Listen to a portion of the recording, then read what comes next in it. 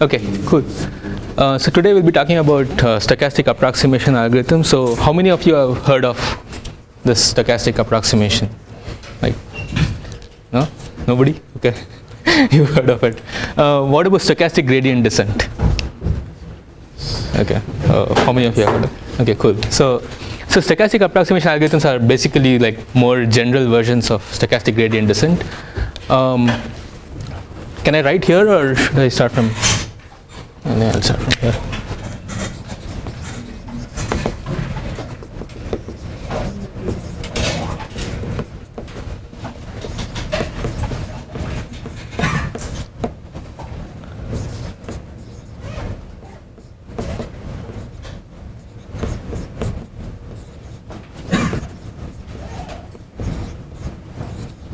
Okay. So basically you have a parameterized family of functions f of theta comma w, right? And w is this random variable. It can be a vector or anything like that, and then you have this theta is the parameter vector, and the goal is to find this theta star so that its expected value of f of theta comma w is equal to 0. Okay. So in the context of stochastic gradient descent, let's say you want to minimize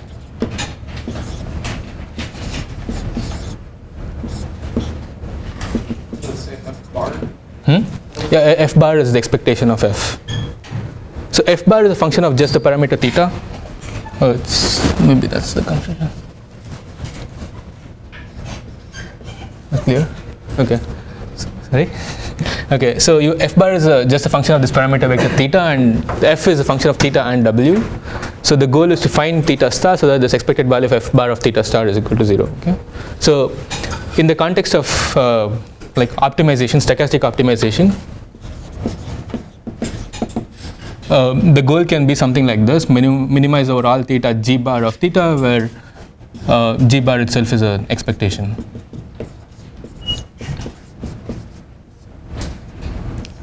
Right? And then what do you do when you want to minimize a function like this? So basically this can be, the first order optimality principle says that it's equivalent to saying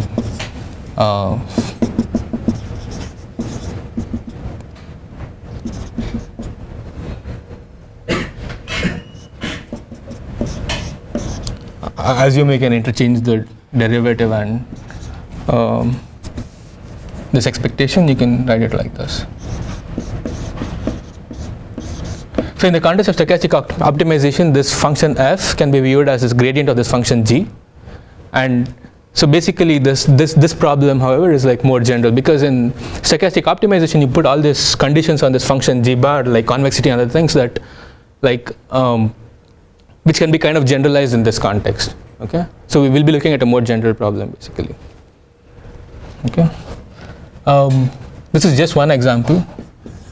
In reinforcement learning, you actually don't have anything like this. The goal is to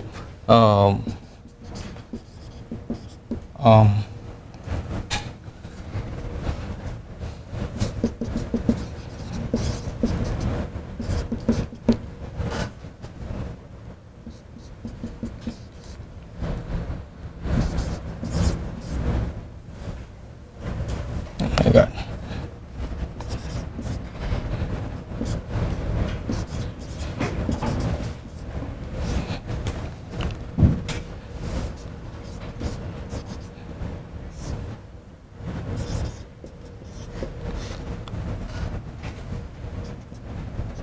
So you have a root finding problem like this. You don't want to know the details about these things, but in reinforcement learning, you have a parameterized family of functions h theta, and then the goal is to find the 0 of this function.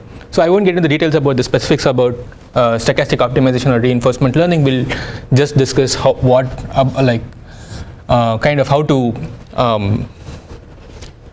optimize the learning rate of this kind of a problem. Okay. Anyway, so these are just two examples.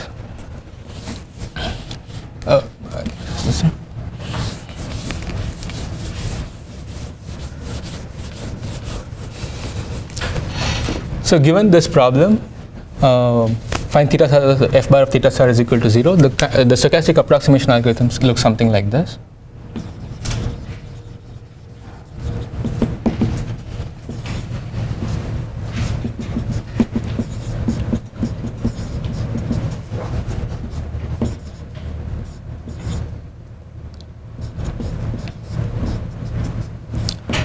So the thing is, if you're given this kind of a problem, one way of solving this is trying to try different values of theta and trying to find theta so that f bar of theta star is equal to 0. That can be very expensive. And secondly, you may not even know this distribution of this, the distribution of this random variable w to take this expectation. Okay. So in such cases, what you do is you resort to this iterative algorithms, and it looks something like this. So even though you don't have the distribution of this random variable w, what you have access to is the function f evaluated at different parameter theta t and wt plus 1.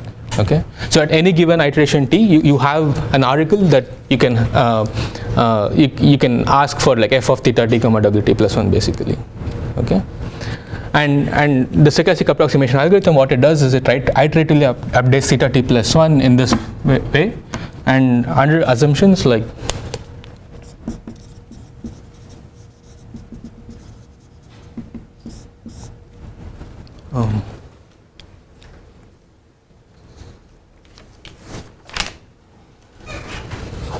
normally you assume this.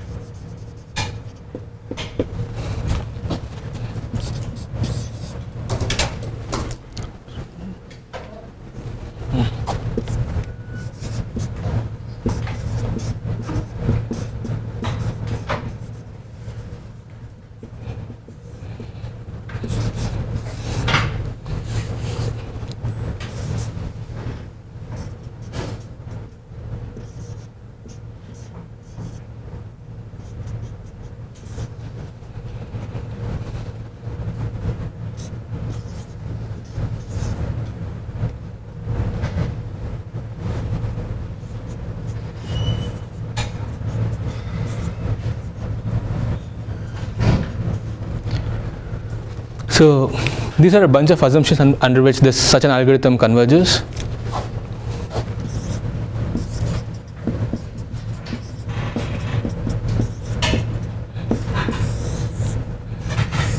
So I'm restricted to a very strict set of assumptions, but you don't really need this. You had a question? No? Okay. But you don't really need these. But my point is that if you have these assumptions, like if this alpha t, this is a stepsize sequence, like let's say alpha t is like 1 over t plus 1, it satisfies these two things.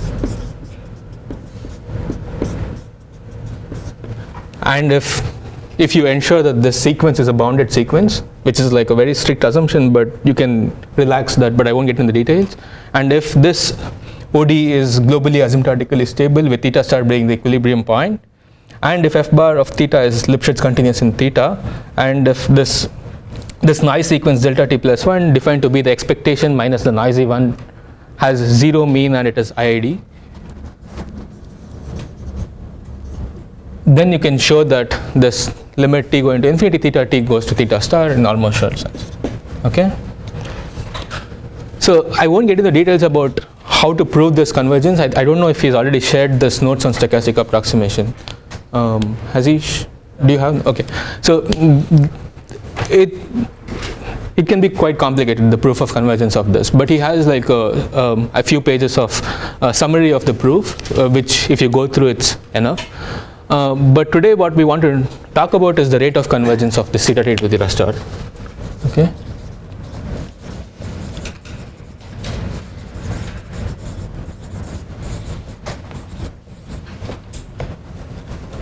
Okay, so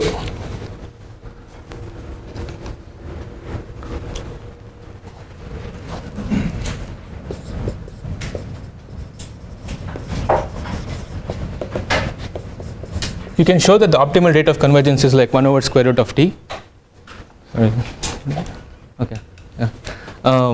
You can show that the optimal convergence rate of theta t to theta star is like 1 over square root of t.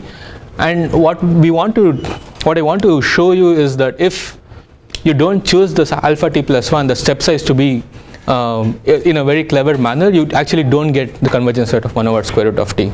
Okay, and also I want to try and optimize the constant at which this is like O of 1 over square root of t. We also want to optimize the constant at which it goes to 0. Okay, and that is where all this like central limit theorem and asymptotic variance comes in. Okay, so are you getting anything from this, or like is it all going over your head? Just time is going alpha t plus 1, or is it I can go slow. Yeah, sorry. and your stochastic approximation algorithm? Yeah. Is it just like f of theta t and omega t plus 1? Yes. Or should it be just like a derivative of f with respect? So that was my point. So the thing is, you can think of this as a derivative and optimization problem, but here we're looking at root finding problem. The goal is to find the zero of a function. So then there should have been a gradient over here, based on what you're saying, right? So we're looking at a more general class of problems. So stochastic optimization is just a special case here. Okay. And yeah, so what I'm trying to say here is that if you don't choose the step size properly, your stochastic gradient descent algorithm won't converge at a good rate. Like it converges like at a very, very slow rate, right? So yeah. What can go wrong with this? Like what can go wrong with this? Meaning the step size? Just the algorithm. Yeah, so maybe I'll talk about that. Like, so if you choose the step size in a whatever bad way, then you can show that like instead of getting this convergence rate of 1 over square root of t, it can be like 1 over t power, I don't know, like 0.1 or something. That is like super slow. So that's what I like. This is a homework problem. I think this is problem number 5 or 7, right? The last one basically. So yeah. Anyway, yeah. What is your fourth? I can't really read it back here. Your fourth on the board. So this function f bar is Lipschitz in theta. You want Lipschitz continuity of this function f bar. So do you want me to write the definition of Lipschitz continuity? Or, Yeah. I'm not really familiar. Oh yeah, so it just means like norm of f bar of theta 1 minus bar of theta 2 is less than or equal to like some L times norm of theta 1 minus theta 2. So you want this, it's a technical assumption that you want in the proof of convergence. So, and this is perfectly normal in even optimization, right? You want the gradients to be Lipschitz continuous. So anyway.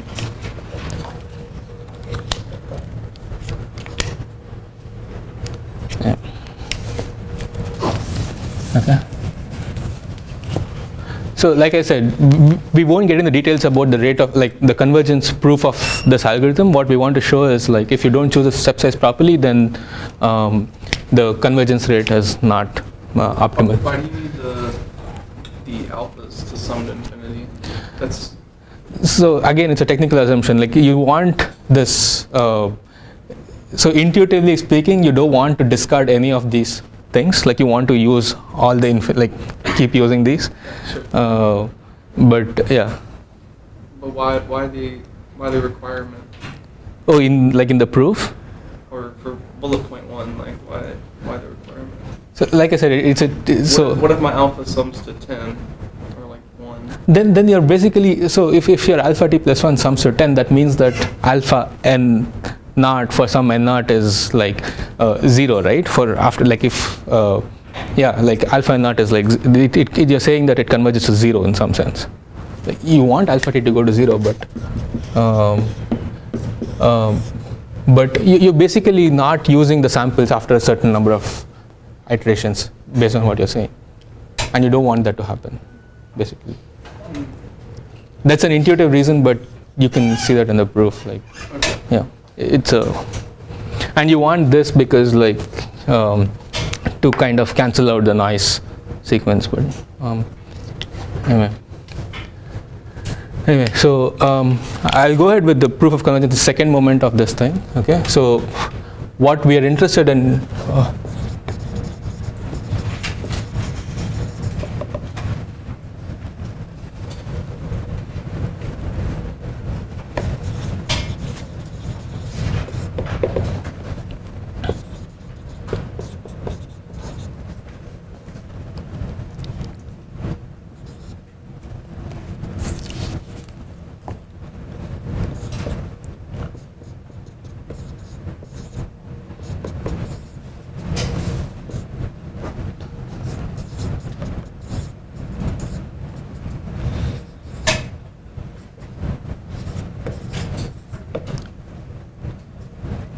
So this is the central limit theorem variance, right?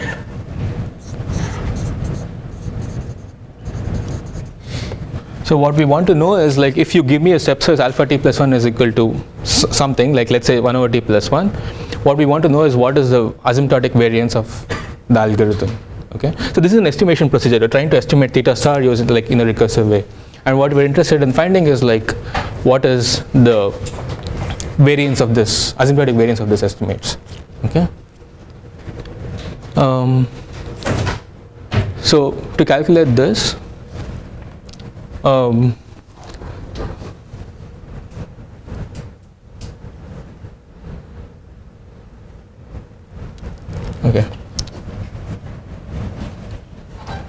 So let's consider the stochastic approximation algorithm.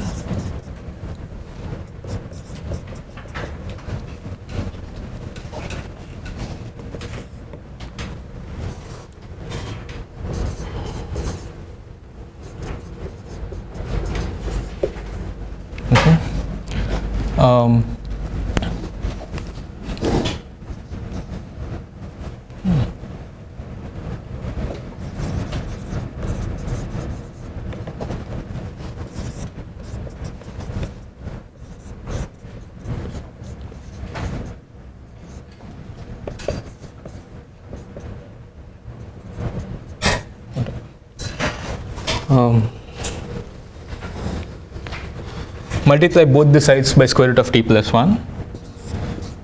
So basically we're trying to find what this limit is here. Okay, our goal is to find what this limit is for a stochastic approximation algorithm.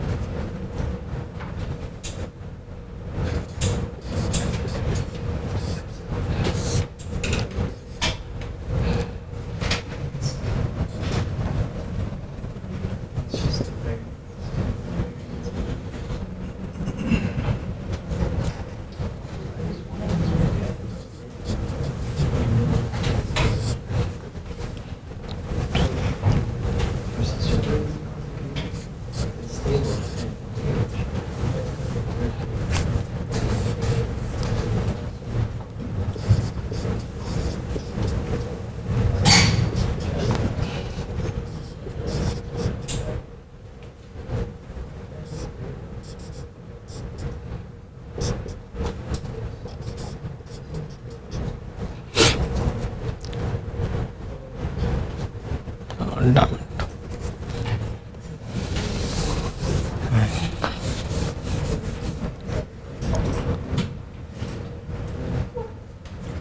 Sorry, 1 second. Forgot to do one more thing.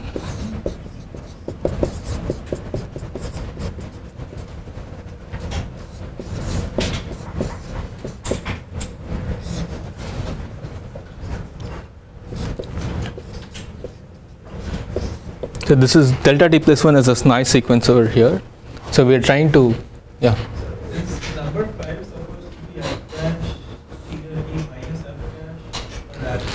So that's exactly what he asked. So there's no gradient. There are no gradients here. So you can think of f as the gradient itself.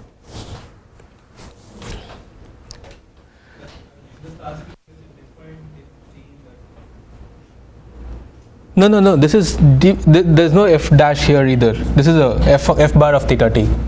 So this is an ODE. Like again, this is all technical assumptions. So if you look at this recursion over here, you can view it as a discretization of this recursion over here, noisy discretization.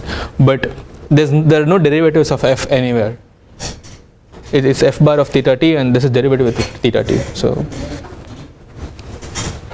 And so basically this noisy function f of theta t comma wt plus 1 can be written as its mean plus the zero mean sequence. Again, delta t plus 1 is number 5 over here, which is like it should be the opposite here. Okay, it doesn't matter, but delta t plus 1 is a noise sequence, and what we'll also assume that is that f bar of theta t can be linear as around theta star. That is,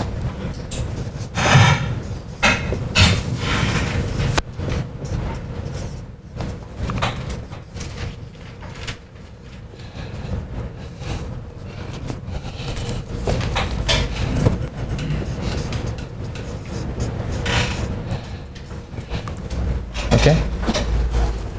So basically, if f bar of theta t was a linear function of theta, then this is exactly true. But we'll also assume that if we can do Taylor series approximation, and you can actually write f bar of theta t as a theta t plus something that goes to like something that can be like ignored basically. Okay.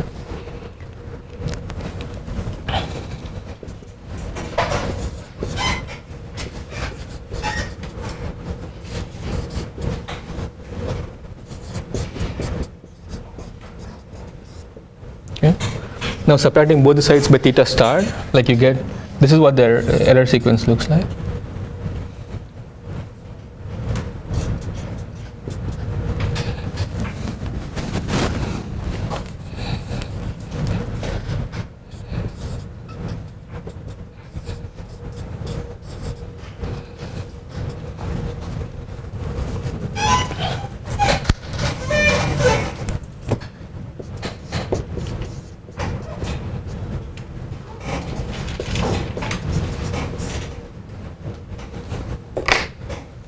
This is like 0, right? Oh.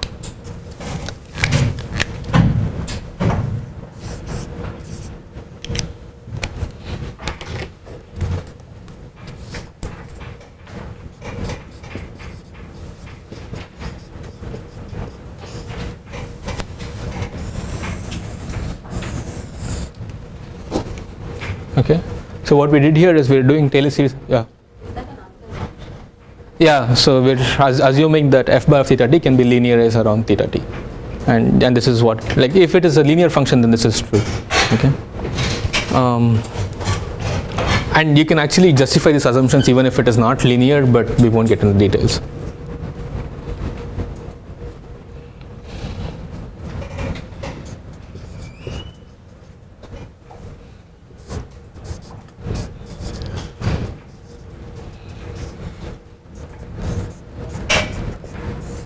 Okay, so starting from the stochastic approximation recursion, we've obtained a recursion for the error sequence. So this is the error after like t plus 1 iterations, and it can be written as an error after t iterations plus something. Okay. Now again, what we're interested in is finding something like this. To get that, we multiply both sides by square root of t plus 1. Okay.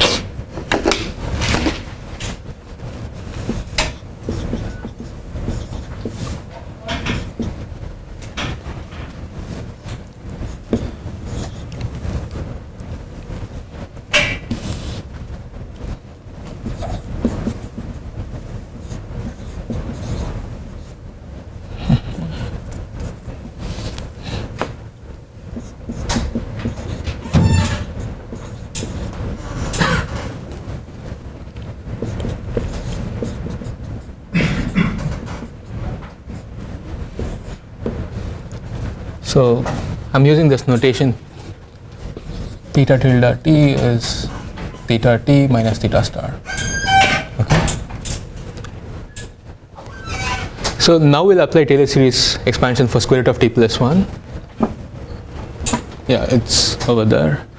It can be written as square root of t times theta tilde t plus theta tilde t divided by 2 times square root of t plus alpha t plus 1 times a times square root of t theta tilde t plus a times theta tilde t divided by square root of t 2 plus square root of t plus 1 times delta t plus 1. Okay.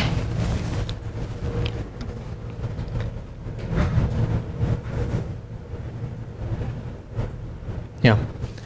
So to get something like this thing inside over here,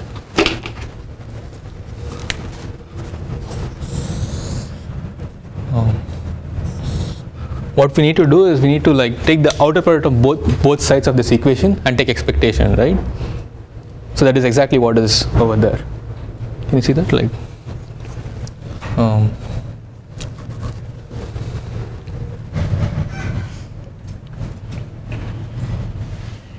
things related here.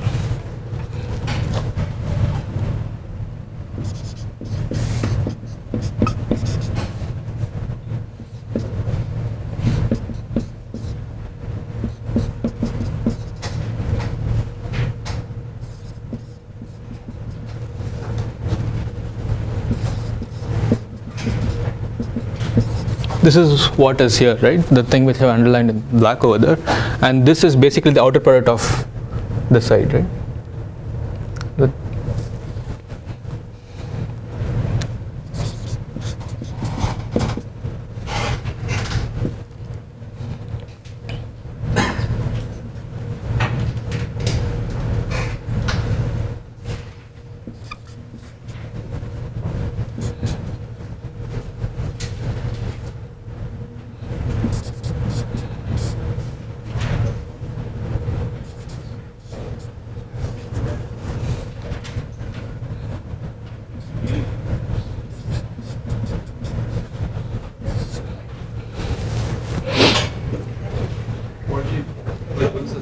Splitting up, dude? Like, why'd you split those two terms up? Like, this one? yeah. So what we want to do is we need a recursive formula for this, right? Sigma t plus 1 is t plus 1 times this outer product here, right?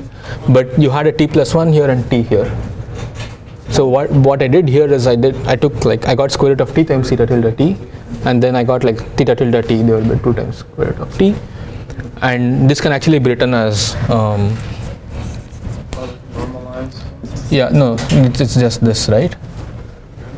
So you have a theta tilde t divided by 2t times square root of t. So again I got the square root of t theta tilde t here.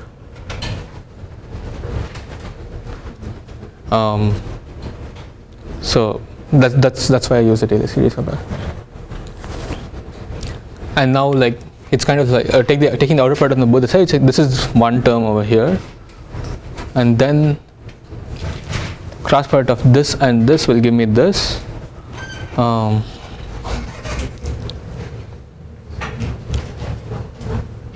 This and this will give me like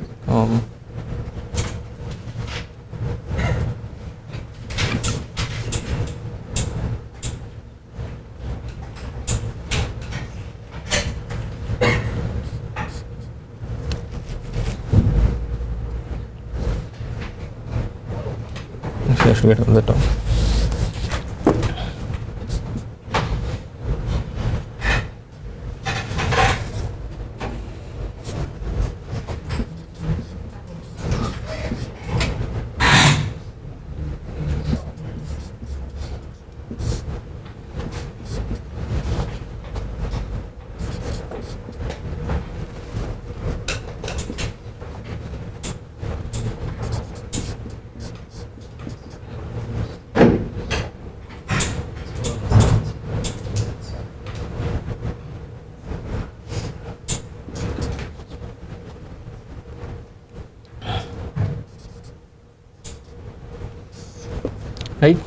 So again, sigma delta is nothing but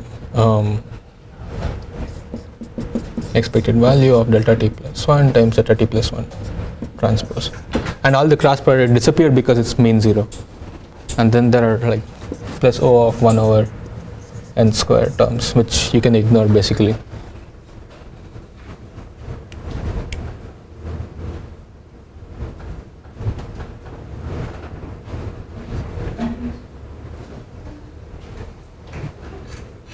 Yeah, okay. So is it straightforward going from here to here? Just take the dot product on both the sides and you get something like this. Okay. And now I can take this inside. So alpha t plus 1 is like 1 over t plus 1, right? Remember, I don't know where I wrote this, but I'll just write it here.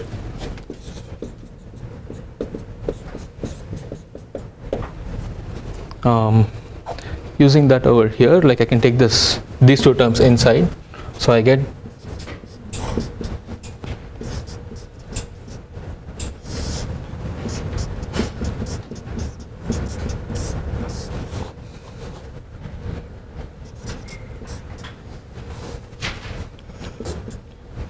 so I'm combining this and this, and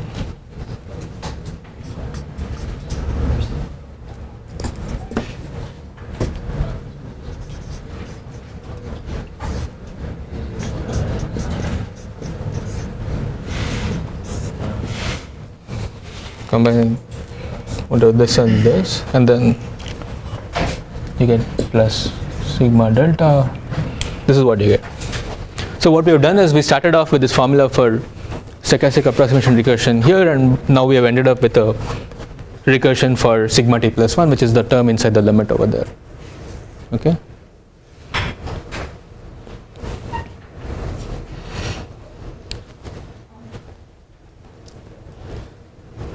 Is this okay or?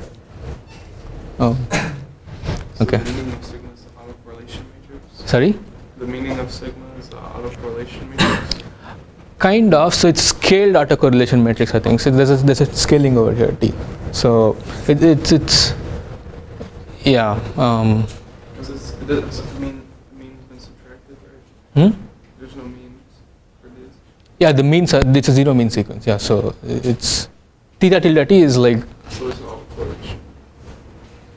Yeah, but you also have the scaling t. So sigma t plus 1 is the scaled one over here. So it's this.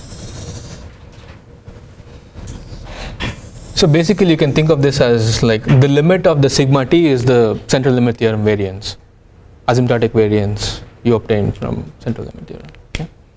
And you want to find what the sigma t plus 1 is basically and how to optimize that. Again, sigma delta is this like I said, assume delta t plus 1 is IID, and then you're assuming the sigma delta is the covariance of delta t plus 1. Okay.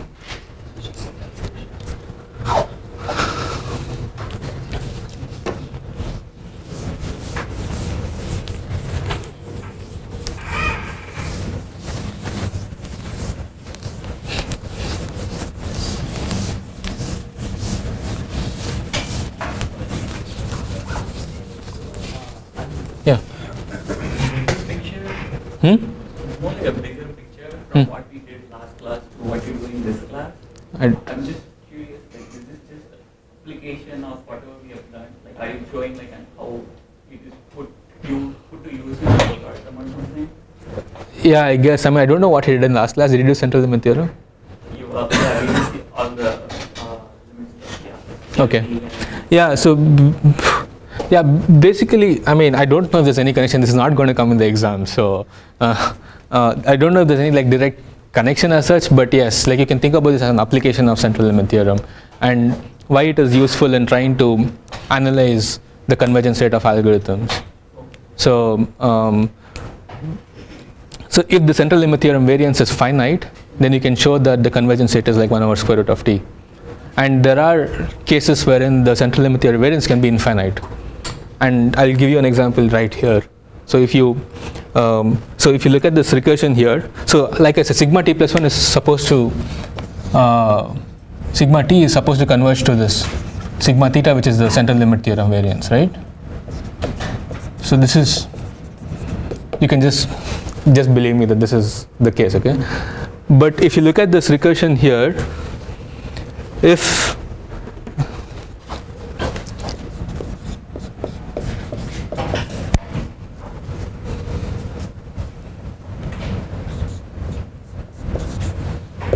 there's at least like one of the eigenvalues of A that are like greater than minus half, then this recursion is not stable. You can see that sigma t plus 1 will blow up. So there's a sigma t here, there's a sigma t here.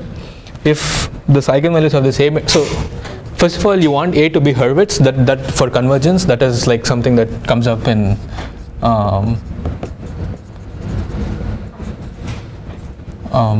lambda of A is all less than 0. Okay. So if you have something like that, then in like normally you can prove convergence of the algorithm. But if the eigenvalues of this A matrix, they can still be negative, but they can be between 0 and like minus half. And in that case, you can show that if you take a look at this recursion here, you can